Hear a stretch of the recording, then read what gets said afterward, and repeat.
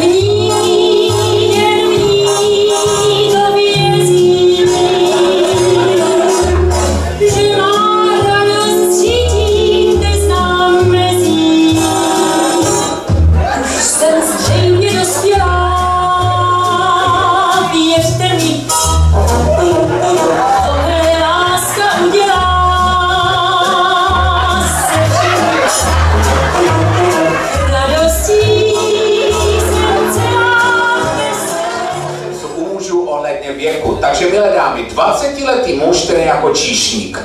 Rozlije dřív, než donese. 30letý muž, tak ten je jako dřevorubec. Kácí, co vidí.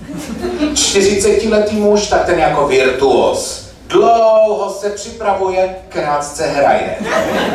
50letý muž, tak ten je jako meteorolog. Zepředu prší, vzadu větry. No a 60letý muž, tak ten je jako mlynář. Sedí si na pytlíku a hraje si se šňůrkou.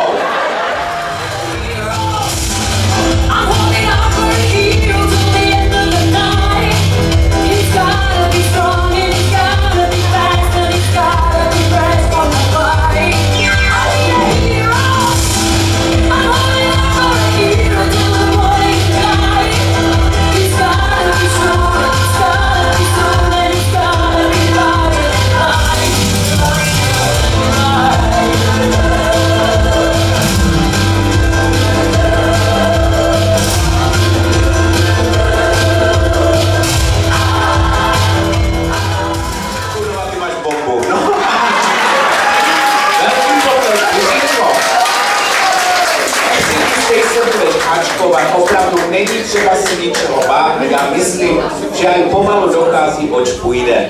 Jsem ráda za to, že jsem vybrala člověka jako si ty, protože si myslím, že jsi člověk, který má rád českou hudbu. Já se přiznám, já miluju češtinu z jednoho prostého důvodu, protože ji rozumím. Já si dám 4 půlky slivovice a nevím mluvit ani česky, jo? Ale zkoušela jsem angličtinu, tam mi šla, to jsem se naučila thank you very much. Jo? Pak jsem zkoušela francouzštinu, tam mi šla taky la Francie a on vyklik. Tak jsem zkoušela němčinu, ta je úplně báječná. Ich liebe dich, máš moc lichnátrlich, já. A byla jsem v Itálii na dovolené a okouzlila mě italština. Chcel do Riny a ona drnčela. Babičko, prosím tě, nech ten svetr. Doma noc, času dost, načte schod. Já ti to obleku, zítra metr. A co chceš, budu za tebe,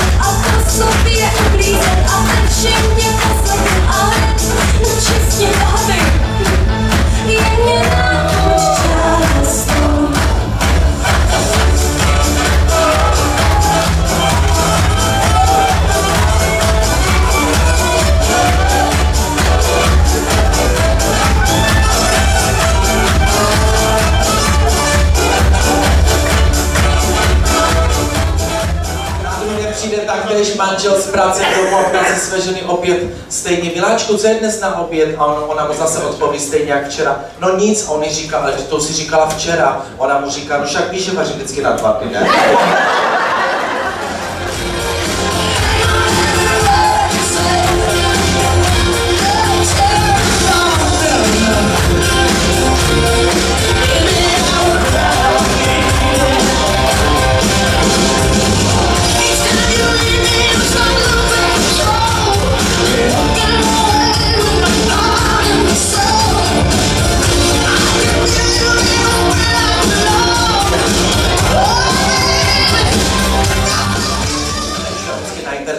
Ty recepty, já jsem tam našla spoustu, na internetu fakt jako najdi všechno, vždycky vygooglím spoustu receptů a jeden mě zaujal na banánový dort, já mám ráda v kombinaci s ovocem, tak jsem našla jeden na banánový dort recept, vám přečtu, zkusíme a potom to zkusíme vůbec, zvěděla jsem mi to ten počítač vytiskl, nalezl. Co bude potřebovat za suroviny na ten banánový dort? 2 rozesmáté oči, to bychom Jiřinkou vás měli, 2 dobře formované nohy, 2 plné nádoby mléka, 1 kožešinová díš, 1 banán 15 až 20 cm dlouhý a 2 celá vejce. Postup. Hluboce se podíváme do rozesmátých očí, rozděláme dobře formované nohy a lehce masírujeme nádobky s mlékem, dokud se nám kožešinová díše dobře nevymazí. Ano, paní, je to piča, no, jste občas zkoušíme prstem, zda již díže dobře vymaštěná. Potom stáhneme z banánu slupku, no to je logické, a pomalu ji uložíme do díže a dobře přikryjeme vejci. Dort je hotový, až banán pustí šťávu. Je-li kožešinová díže dost masná, může se pečení opakovat, pokud máme po ruce ještě dobrý banán.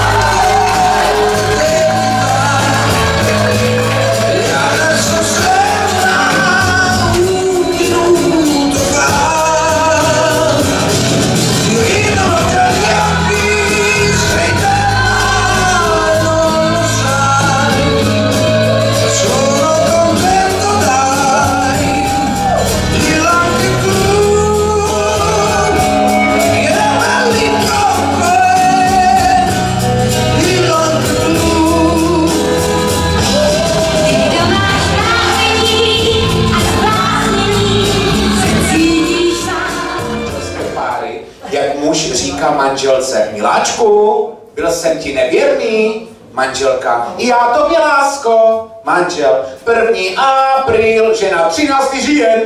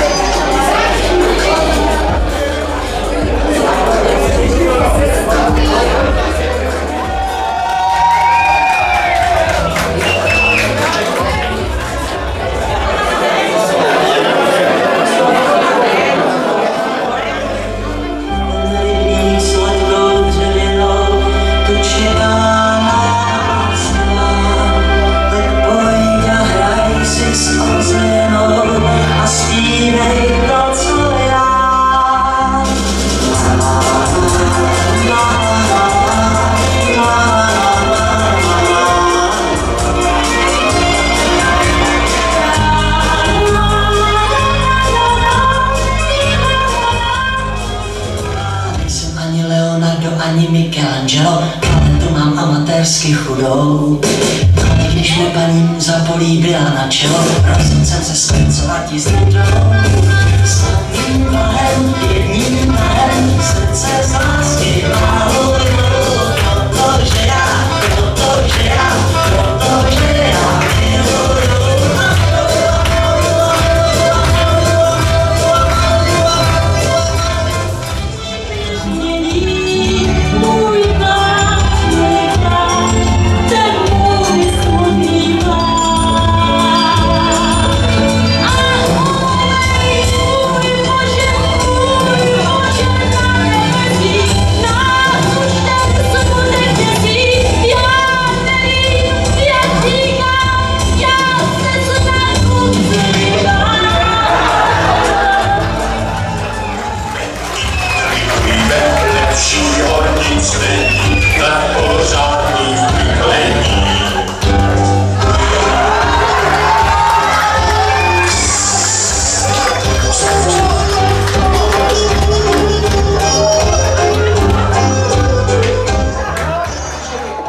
Tlustější než svobodné, možná to znáte, protože svobodná žena přijde domů, podívá se, co je v ledničce a jde do postele. Vdaná žena přijde domů, podívá se, co je v posteli a jde radši do ledničky. Můžu souhlasit na to. Opět krásný vtip na manželské páry. Říká žena svému manželovi: miláčku, ta tabletka na zvětšení penisu ti pomohla? Dneska si ještě větší kokot, než jsi byl včera. Uvolnit